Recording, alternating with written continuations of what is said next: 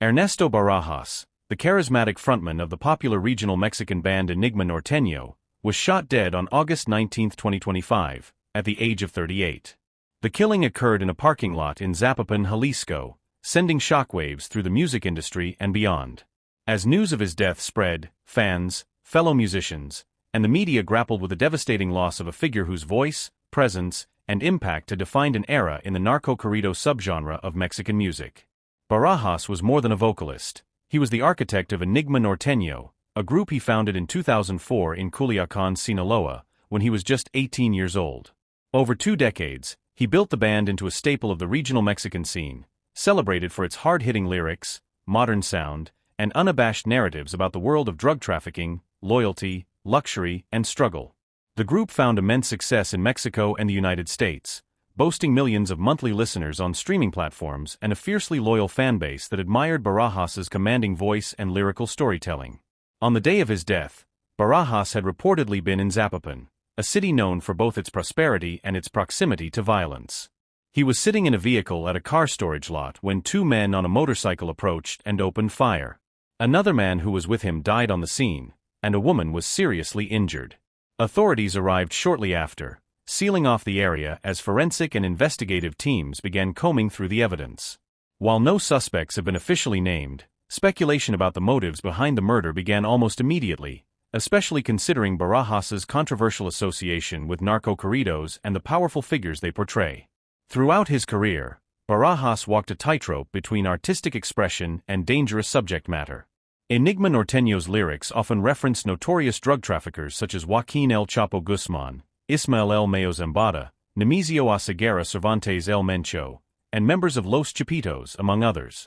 Songs like El Señor Mayo Zambada, Van a Caer Mas, El Mencho, and Los Placeres de Archivaldo were not subtle in their themes. These were odes, sometimes poetic, sometimes direct, celebrating the power, danger, and opulence of cartel leaders. For many listeners, these songs were a reflection of the harsh realities of life in cartel-dominated territories. For others, they were seen as glorifications of criminals. Barajas had addressed these concerns in past interviews and podcasts. He acknowledged that criminal figures had requested corridos to be written about them, and while he sometimes obliged, he maintained that his primary motivation was storytelling and music, not loyalty to any criminal organization. He believed that by remaining respectful and neutral, he could navigate the turbulent waters of regional politics and crime without becoming a target. That belief, tragically, did not hold true. Adding further complexity to the tragedy is the history of threats against him. In 2023, the CJNG, Jalisco New Generation Cartel, one of the most violent cartels in Mexico, issued a public threat warning him not to perform in Baja California. A narcomanta, a cartel banner, was found at the site of the Rosarito Fair, where Barajas was scheduled to perform. It stated that Baja had an owner, and warned him explicitly to stay away. The concert was promptly cancelled. While Barajas downplayed the incident at the time, many saw it as a clear sign that he had crossed an invisible line, even if unintentionally. The lines between music, influence, and real-world consequences are razor-thin in the world of narco-corridos. The genre itself occupies a contentious space. For some, it's a legitimate form of regional expression that gives voice to stories otherwise silenced. For others, it's a glamorization of violence that fuels further lawlessness. Barajas's murder has reignited that debate, with fans and critics questioning whether the art form is inherently too dangerous to survive without bloodshed.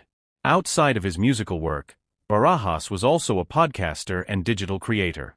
His YouTube channel, Puntos de Vista, featured long-form interviews with other popular figures in the Mexican music scene, including Karen Leon, Edwin Caz, Gabito Ballesteros, and Tano Elizalde. The podcast added a more personal dimension to Barajas's public persona, showing his thoughtful, introspective side. He wasn't just a singer of violent tales, he was a mentor, a thinker, and a passionate commentator on the state of music and culture. But even before his untimely death, Barajas had been wrestling with his mortality. He had a known heart condition, hypertrophic cardiomyopathy coupled with paroxysmal atrial fibrillation, which had previously hospitalized him in 2019 after a concert in El Paso. In recent months, he had shared candid reflections on social media about the seriousness of his illness. He hinted that his time on stage might soon be over and even floated the idea of a farewell tour. In one particularly emotional post, he told his followers to live each day as if it were their last, a message that now echoes with tragic poignancy. In the wake of his death, the reaction was immediate and widespread. Regional Mexican artists took to social media to mourn his passing. Edwin Caz of Grupo Firme expressed disbelief and heartbreak, calling Barajas an inspiration. Larry Hernandez, another prominent figure in the genre, shared heartfelt condolences and recalled their collaborations. Fans flooded Enigma Norteño's pages with tributes, grief-stricken messages, and clips of their favorite performances, unwilling to let go of an artist who had given them so much music, meaning, and emotion. The legacy of Ernesto Barajas is not easy to define. He was a pioneer, pushing regional Mexican music into new sonic and thematic territories. He was fearless, sometimes to a fault, in his lyrical exploration of the underworld. He was also a son, a friend, a colleague, and a mentor, someone whose presence went far beyond the stage. His music told stories of power and conflict, but his life told a story of passion and artistic pursuit in a land where telling the wrong story can get you killed. His death now becomes part of the larger story of Mexico's struggle with violence, impunity, and the blurred boundaries between art and reality. It's a story with no simple answers. Yet, in the aftermath of tragedy, what remains is the sound, his voice, immortalized in the recordings that fans will continue to play. Songs that echo with the beat of corridos, the swagger of Sinaloa, and now, the silence of a man gone too soon. As investigations unfold and his fans continue to mourn, the future of Enigma Norteño remains uncertain. But one thing is clear, Ernesto Barajas left behind a musical legacy that captured the complexity of his homeland, its triumphs, its tragedies, and the ever-present tension between survival and expression. In doing so, he carved out a place in the canon of regional Mexican music that few will ever match. His loss is not just the silencing of a voice, it is the extinguishing of a fire that once lit up the dark corners of a turbulent world.